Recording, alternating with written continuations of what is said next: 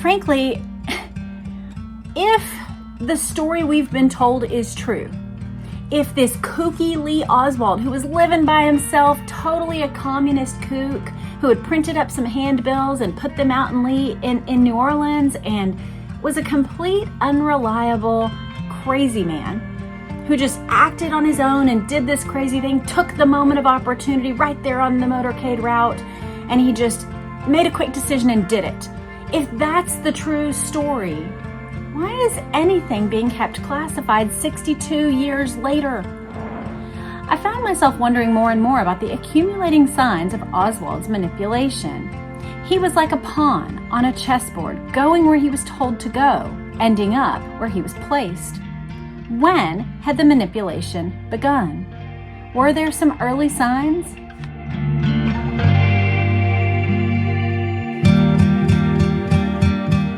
Hello and welcome back to my channel. And if you're new, then welcome. I'm Jess, Connell, and I would love to earn your subscription today.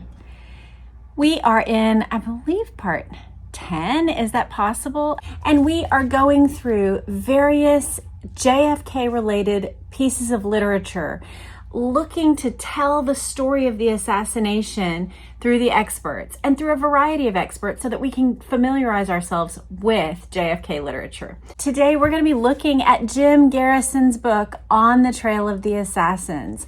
This is the book that inspired the movie JFK by Oliver Stone. And of course, Jim Garrison was the New Orleans district attorney who pursued a case that brought much of this case to light in a way that had not happened previously. If you aren't familiar with the case, this is the book that tells that story, so you may be interested. There will be a link in the show notes for this book and every book that we do in the series. So today, this is what we're looking at. I did have one quick note about the last book that we did, which was Mrs. Paine's Garage. Last night, as I was going to sleep, it just popped into my head. You know what? That whole section of the book never even mentioned George de Mohrenschildt. And maybe there's a reason why. As we talked about, that book is the one that Ruth Paine said, if she could have written a book, that would have been the one she would have written. Instead, it mentions someone that she had a community connection with where they sang madrigals. Anyway, that's just another piece that makes me think that seems deliberate to leave out such an important connection. Well, today we are going to be starting our reading with the chapter. It's chapter 5 in this book. It's called Setting Up the Scapegoat. Like I've told you guys before, we do not read every word of these books. We do not read even usually an entire chapter, even as we're picking and choosing quotations. But what we are doing is getting a highlight, a selection from a piece of literature that can fill in some gaps for us, but can also familiarize you enough with the tone and the research quality of the book so that you can make your own decision about whether or not you'd like to have this book in your collection. So today we are looking at this classic book, and I can't wait to read it with you. It's called Setting Up the Scapegoat. From our investigation so far, I knew that Oswald could not have shot President Kennedy alone, that some part of the intelligence community had been guiding him, and that someone had been impersonating him. In other words, he had been just what he said he was when he was arrested, a patsy. Precisely what force had set him up still remained to be seen. Part of the intelligence community was involved, but I had no idea how broad the base of the operation might be. It had always puzzled me why Oswald had left Dallas in April 1963 to spend the summer in New Orleans, only to return to Dallas again in October. That is what our entire reading was about, but we were told about it from the perspective of Ruth and Marina through primarily the lens of Ruth. Now we're going to get what was happening. But given what I had learned, things began to make sense. Clearly, if Oswald was being set up as a communist scapegoat, His close association in Dallas with the anti-communist White Russians had to be severed. Likewise, a summer of ostentatiously handing out pro-Castro leaflets in New Orleans reinforced the image of a crazed communist assassin. In the intelligence community, there's a term for this kind of manipulated behavior designed to create a desired image: sheep dipping. It seemed to me that Oswald had been in New Orleans to be sheep dipped under the guidance of Guy Bannister, and that he had been sent back to Dallas when that mission was accomplished. To see if I was on the right track, I studied more closely Oswald's return to Dallas and his last 2 months before the assassination. On September 23, 1963, a pregnant Marina Oswald and her daughter left New Orleans. They were driven westward to Dallas, I learned, by Mrs. Ruth Paine. It was generally agreed that Oswald left approximately a day later. There were indications that he departed from New Orleans by bus, but that remained unconfirmed. For the moment, I concentrated, leafing through the large blue volumes to which I had become so accustomed. He's talking about the actual Warren report. I have the Warren Commission report, which is a 1-volume supposed summary, although my understanding is that it's actually not reflective of everything that's in the 26 volumes. But the actual Warren Commission volumes are a 26-volume set of all of the evidence that was collected. So he says he concentrated on the role of Ruth Paine in taking Marina Oswald and her daughter to Dallas and getting them set up there. Lee and Marina Oswald had met Ruth Paine in February 1963 at a party in Dallas to which George Mohrenschildt and his wife had brought them. I found that Ruth Paine was the wife of Michael Paine, an engineering designer who did highly classified work for Bell Helicopter, a major Defense Department contractor. By the way, a Defense Department contractor that Lady Bird Johnson was one of the initial investors in. The size of her investment was not, it can't be exactly quantified. It's somewhere between $15,000 and $71,000. Most people believe it was $41,000 roughly that went into her initial investment in these companies. Her final valuation was $150 million for the Bell Helicopter investment. So that's a direct tie to LBJ. It's not like Lady Bird was like holding her funds over here and he had no idea and no benefit from them. So anyway, Michael Paine was an engineering designer who did highly classified work for Bell Helicopter, a major Defense Department contractor. Ruth Paine was a rangy, intelligent woman with widespread interests, among them the Russian language, which she had learned to speak quite well. Her father had been employed by the Agency for International Development, regarded by many as a source of cover for the CIA. Her brother-in-law was employed by the same agency in the Washington, D.C. area, and now we know that her sister was also a contractor for the CIA. This book, I just want to let you know, was published in 1988. So there are things that we know now that he didn't know then, because of the document drops that happened in 1992 and following, and the recent document drops as well. There are many things that we know that Jim Garrison didn't have access to. And yet what's amazing is there's still a lot of things that I know I have to learn from Jim Garrison. So that's why we're going through this, is because even though it was written in 1988, it still holds some gems and things that you and I can notice. It was on Ruth Paine's way back from a long vacation, during which she had visited her in-laws in Washington, D.C., that she made the stop in New Orleans to pick up Marina Oswald and her daughter for their return to Dallas. I wondered vaguely whether Mrs. Paine herself had been manipulated in the course of this move. When Marina and her daughter reached Dallas, Mrs. Paine made them at home at her house in Irving, a Dallas suburb. She and her husband Michael had separated temporarily, so there was sufficient space for guests. On October 4th, Lee returned to Dallas. He spoke of having been in Houston looking for work. 10 days later, Ruth obtained an interview for him and he got the job at the Texas School Book Depository. For reasons that remain unclear, Oswald rented a series of small rooms in Dallas while his wife and daughter stayed at the Paine's house in Irving. Although Lee kept a number of his personal possessions with him in Dallas, Mrs. Paine made her garage in Irving available to him for his other possessions. There was no way of guessing what Lee Oswald had in mind with this odd living arrangement, nor who suggested it. However, it was undeniable that this situation worked to the advantage of whoever was behind the assassination. When the president was killed, the scapegoat appeared that much more removed from family and friends, feeding the image of the lonely, crazed gunman. Yes, it is easy to target somebody, especially in this era, where divorce was a scandal, where separation was seen as a betrayal of not just your wife and child, but of society, that you weren't keeping up the rules that we all agree to. As a routine matter, I wanted to examine the income tax returns of Ruth and Michael Paine. We just talked about this in the last episode, so I wasn't putting together that I was going to read this or that it might include this information. So I'm really glad to read the specifics with you. I was told that they had been classified as secret.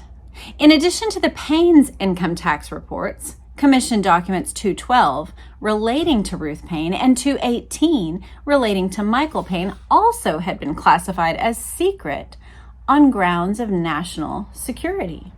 Classified for the same reason were Commission Documents 258 relating to Michael and 508 relating to Michael Paine's sister. I hadn't heard about his sister yet, as well as Commission Documents 600 through 629 regarding relatives of Michael Paine. Here's the thing. If we all were going to accede to the idea, well, Michael Paine worked for Bell Helicopter, so there may be things about his employment that were kept classified. Perhaps the job that he did, perhaps the work he was paid for, perhaps his salary level. There might be things that we wouldn't want, enemies or anyone to know. Okay, we can all believe that. Well, why is Ruth Paine's classified? Why are so many family members' documents classified? And why so many classified documents? Unless there's something there, especially now. Why haven't those documents been released yet? Why don't we have the tax returns? Okay, so they did some contract work back in the 60s. What's the big deal? Unless there's a big deal. Why, 62 years later, are those documents still being kept silent? Kept from the American people? This makes me angry. Frankly, if the story we've been told is true, if this kooky Lee Oswald, who was living by himself, totally a communist kook, who had printed up some handbills and put them out in New Orleans and was a complete unreliable, crazy man who just acted on his own and did this crazy thing, took the moment of opportunity right there on the motorcade route, and he just made a quick decision and did it. If that's the true story, why is anything being kept classified 62 years later? I can understand a few years later, maybe there's ways that they went about the investigation initially. Maybe there's connections that were explored that led to nothing. Okay, fine. Keep those for 3, 5, 12 years. Out of respect for someone, maybe you keep something quiet. 62 years? There's nothing that's being kept secret for 62 years from the American people unless the story that we've been told is not accurate, unless the motives that have been explained aren't the actual motives, unless the connections that have been downplayed are actually something worth looking at. I'll continue. What was so special about this particular family that made the federal government so protective of it? Even the DuPonts and the Vanderbilts would not have rated this kind of caring guardianship. I wondered if such paternal concern might be related to the fact that the CIA had come to be, for obvious security reasons, a family-oriented organization. While his wife and daughter stayed with Ruth Paine, Lee Oswald himself, according to the government, was in Mexico City, allegedly contacting the Soviet and Cuban embassies and making himself quite visible. But I was already having doubts about this explanation. Those doubts were confirmed later when more information on this incident became available. A CIA memo dated October 10, 1963, reported that in late September and early October, Lee Oswald had repeatedly phoned and appeared at the Soviet embassy in Mexico City, asking if there had been calls for him and talking with a trade consultant who was supposedly a member of the KGB's Liquid Affairs or Murder Bureau. Copies of the memo were sent to the FBI and the State Department. Follow-up agency leads placed Oswald in the Cuban embassy as well, where he ostensibly was trying to obtain a visa to go to the Soviet Union via Cuba. Early in the official inquiry, the CIA informed the Warren Commission of Oswald's alleged activities in Mexico City before the assassination.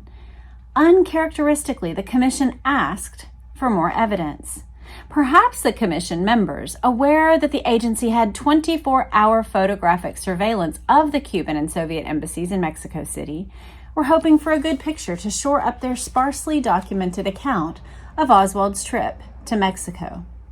Initially, the agency ignored the commission's request, but after more pressure, the CIA finally handed over a murky snapshot of a portly, graying gentleman, almost old enough to be Oswald's father. This, the agency claimed, was Lee Oswald at the Cuban embassy. Yeah. This is one of the things that I'm still trying to get clear about in my mind. Why they talked about this, I don't know, but LBJ and Hoover actually talked about this very fact in one of their very first conversations after the assassination. They talk about Lee Oswald, and there's a question, are there any photographs or evidence about him? Yeah, but when we looked at the photos, it's not him, and the audio also isn't him. So we're going to be getting into this in our next readings about the doubles of Oswald, but this is one of those times when if Lee Oswald is a lone nut, acting by himself, doing something kooky and off-grid, he's gone off the farm from all the rest of us here in society. He's doing something that's bonkers. Why is anybody impersonating him in Mexico City 6 weeks later? Why is that a topic of conversation between our director of the FBI and president in the first 24 hours after our president has been assassinated? What's that about? I don't believe I have anybody running around to various cities of the world impersonating me. What about you? And if there was, what would that mean? It would mean that there's something about me that is different than the rest of us. If there is some impersonation happening of another person, there's something going on. Either that person's identity is being stolen for financial means. We know that's not the case. Lee Oswald is a poor man. So what is the motive for anyone to be impersonating him?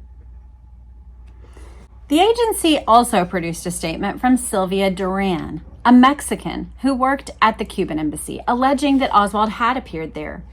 However, the circumstances under which the statement was obtained were tainted, to say the least. On the day after the assassination, the CIA ordered Mexican authorities to arrest Duran and keep her in isolation.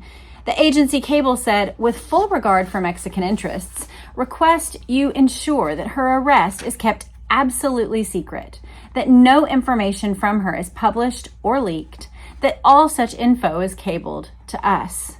Duran was not released until she identified Lee Oswald as the visitor to the Cuban embassy. After her release, the CIA ordered her jailed again. These circumstances were not known to the commission.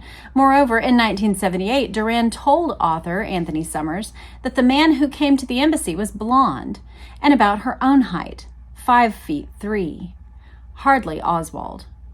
The commission did not question the Cuban consul, even though he had 3 angry confrontations with Oswald. But the House Select Committee on Assassinations did. When Askew, this Cuban consul, was shown photographs of Lee Oswald, he stated that the young man who visited the embassy was blonde and was not the man in the photographs. Nor, said Askew, was he the man he saw Jack Ruby shoot on television only 2 months after his face-to-face confrontation with Oswald.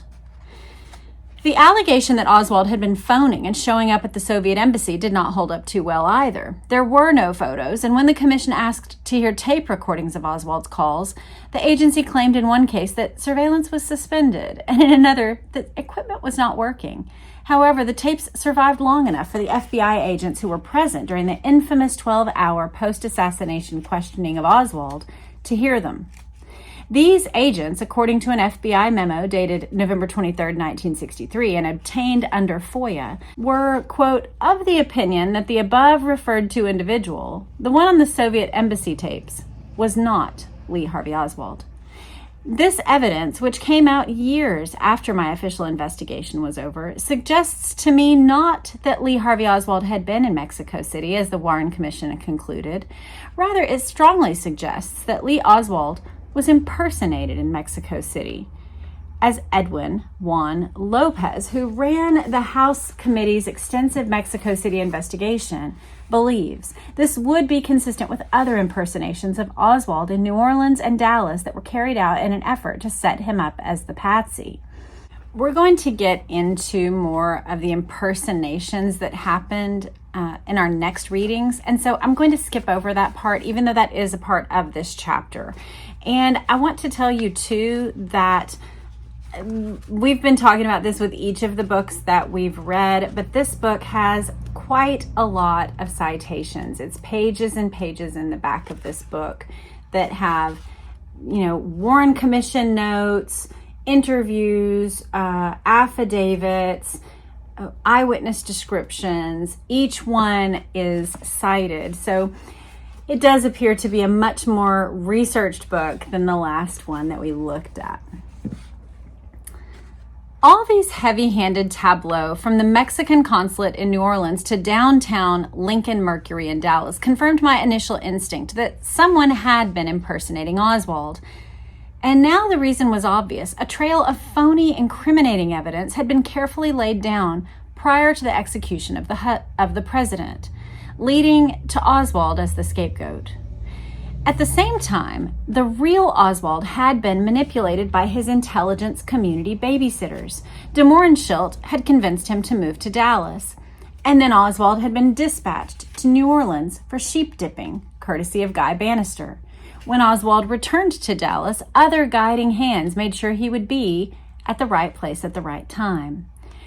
Ruth Paine was the one who helped him get the job at the Texas Schoolbook Depository, and although Oswald was called at the Paine household about a better job available at the airport, he was never told about it.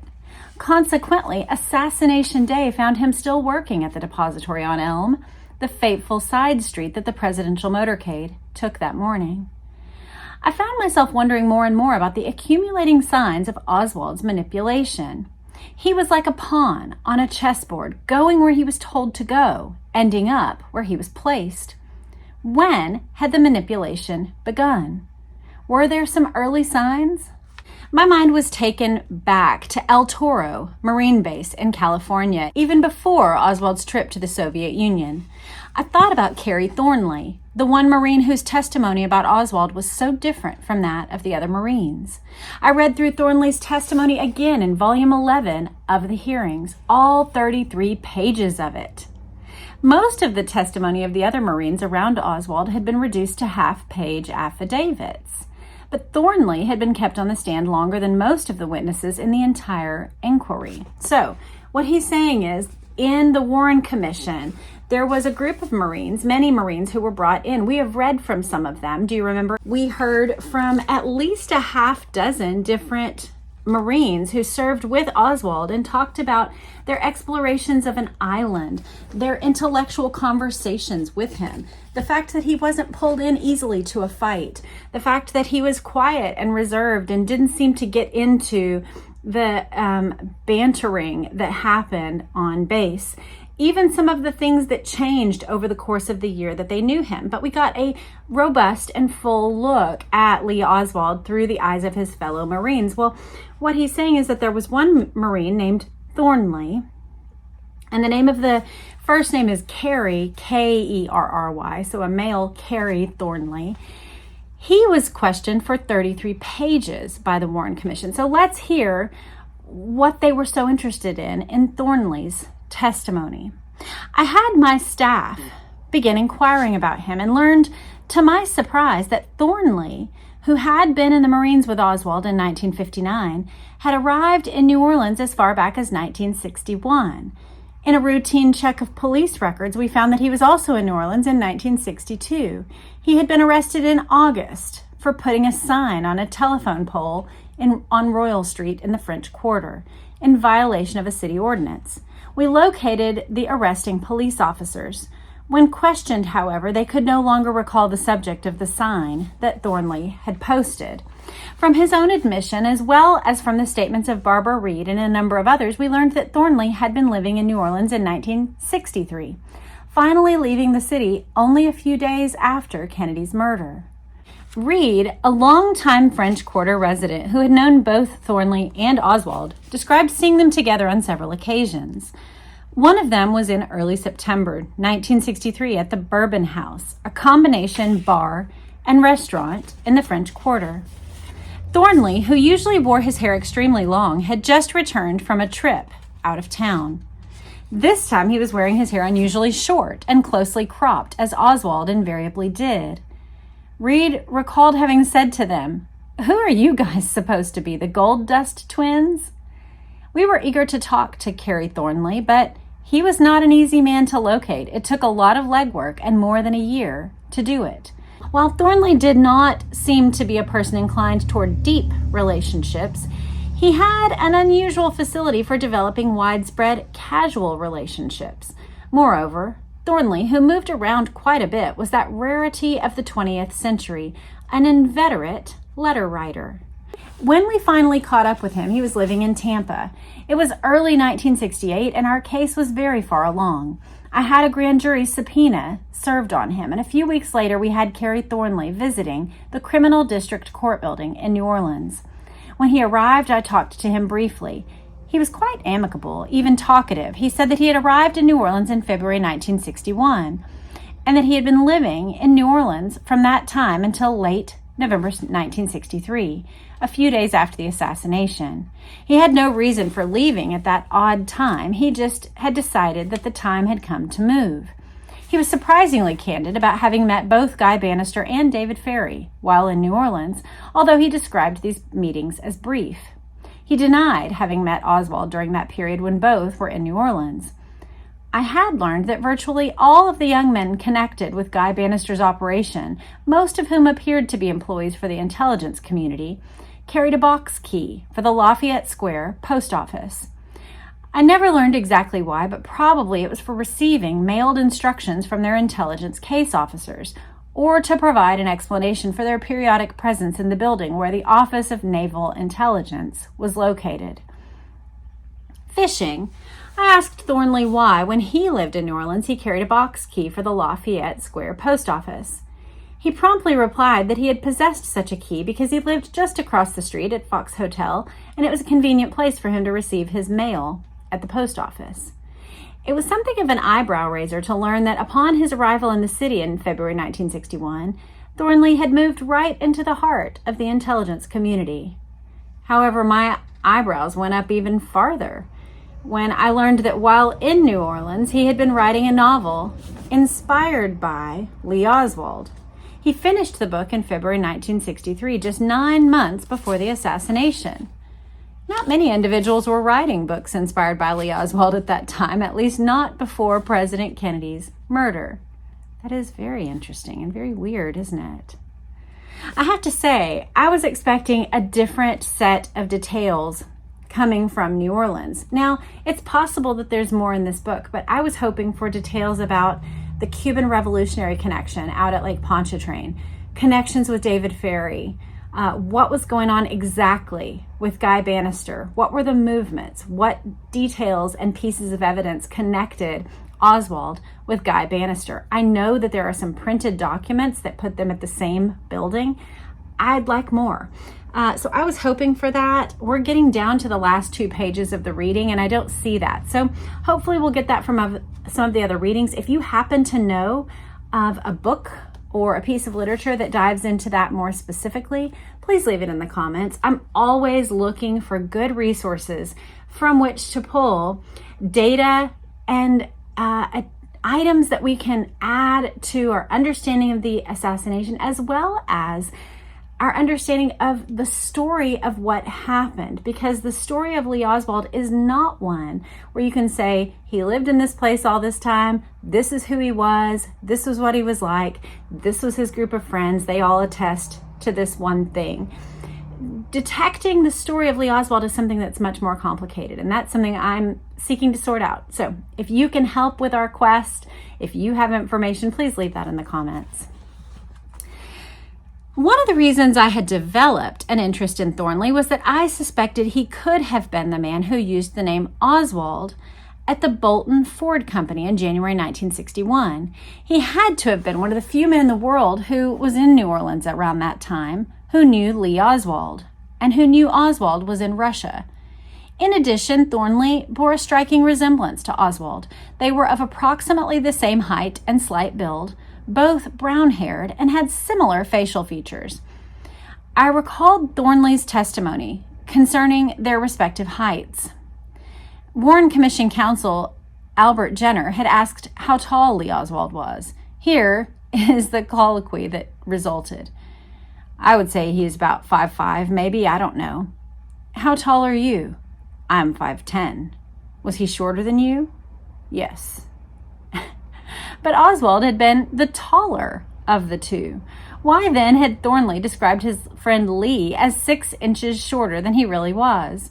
Was Thornley fearful, perhaps, that someone might believe he had been the young man who acted out the role of Lee Oswald in the early 1960s? In New Orleans, in Dallas, in New Orleans, in Mexico, and then in Dallas again. During my brief questioning of Thornley, I did not mention his statement that Oswald had been much shorter than he, saving that for the grand jury. I did have time to ask Thornley about his travel schedule in 1963. He said that in the late spring, about the beginning of May, he had gone by bus to visit his parents in California. I asked him whether or not the bus had stopped in Dallas, and he replied that it had. He acknowledged having visited Dallas briefly on that occasion. It was about that time that the grand jury was ready to go into session, so we entered the conference room for several hours of testimony by Thornley. Well, my interest was piqued, and I had to go look right now at the photos of Carrie Thornley, and there are some similarities. I can see what he's saying, that there is a general similarity of shape and color to the two men. I would not say they are like twins, but perhaps with a tight haircut, he might have been a close look-alike of Lee Oswald. Afterward, upon reflection, the timing of Thornley's trip to Dallas struck me, although I had said nothing about it while we talked. The Oswalds had just moved from their Neely Street apartment in Dallas to New Orleans in late April, leaving some rent still paid for. Consequently, the Oswald apartment had been left unoccupied for some days. Considering their respective travel schedules, Oswald and Thornley had not been very far away from passing each other on the highway, each one in the opposite direction in his respective bus. I also was aware that at some unknown time, apparently when Oswald was not there, a young man of Oswald's build, wearing a pistol on his hip, had posed for several photographs in the backyard of the Neely Street apartment. In one picture, he held aloft a rifle and a copy of the communist newspaper, The Daily Worker. In the second picture, he held a rifle and a copy of The Militant, also a left-wing newspaper. These incriminating pictures purporting to be Oswald had been found in Ruth Paine's garage in Irving, where presumably she had been keeping them for him. When, on February 21st, 1964, one of the pictures exploded on the cover of Life magazine, some people decided the case against Lee Oswald was indisputable. But for most people with common sense, including me, the combination of the brandished rifle and the communist newspaper raised more questions than it answered. Well, hang on. Just last week, I finally obtained it. I have a copy of This Life magazine. If you don't know, one of the things that I've done on my channel is go back with old Life magazines and go through them together to get the flavor, the original reporting, what was known at the time. It's been very insightful. For example, their Life magazine, immediately following the Chappaquiddick episode, was scathing against Ted Kennedy. And I didn't realize how harsh some in the media did choose to be in that moment. My perception was that people had always been soft on the Kennedys. So it was very insightful for me as a 2024 reader at that time, we looked at that last year, to see the actual print for myself. So at some point, I'd love to go through this magazine with you all. I want to see, what was this reporting like? Just 3 months after the assassination, what were we being told? But this is the photo in question that's being talked about. You can see for yourself the lean, the gun, the communist papers there, and his face. His face is the disputed portion that we are about, I think, to read about. At first glance, the photographs appeared to be of Lee Oswald. However, after study, it was apparent that in each picture, Oswald's face did not precisely fit the neck and the body. Furthermore, the facial portrait of Oswald was exactly the same one in each photograph, whereas the posture and the distance of the body from the camera differed. That's interesting to me because one of the things that you don't see is that before and after I record every episode, I go ahead and take what I would call just the thumbnail photograph. I do it in a variety of poses. I try to, get my face in the book. I do like this. But even sometimes when I like a particular smile or facial expression, sometimes I'm trying to convey shock or disbelief through my photo.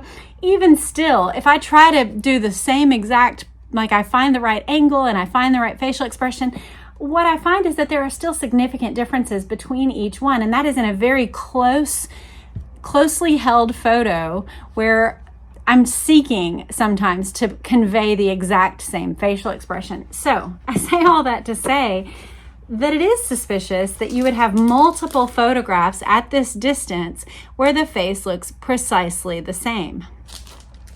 We can look at that in more detail, but that's an interesting observation. In addition to that, using the length of Oswald's face as a standard of measurement, one of the bodies in one picture was clearly taller than the corresponding body in the other picture.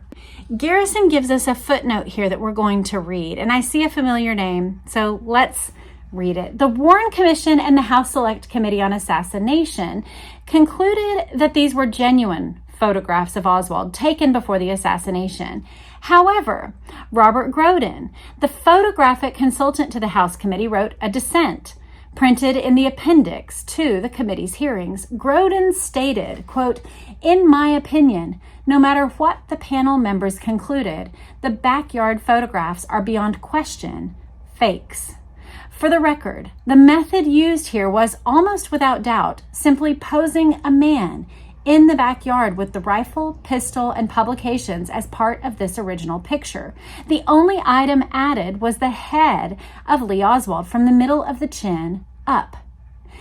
In the absence of a rational explanation for such a suicidal picture posing session on Oswald's part, and none was offered by either the Warren Commission or the House Committee, Groden's conclusion that the photos were fakes remains more persuasive to me." If you're interested in the particulars of that, I will point you. Matt Crumpton has a wonderful podcast. It's called Solving JFK.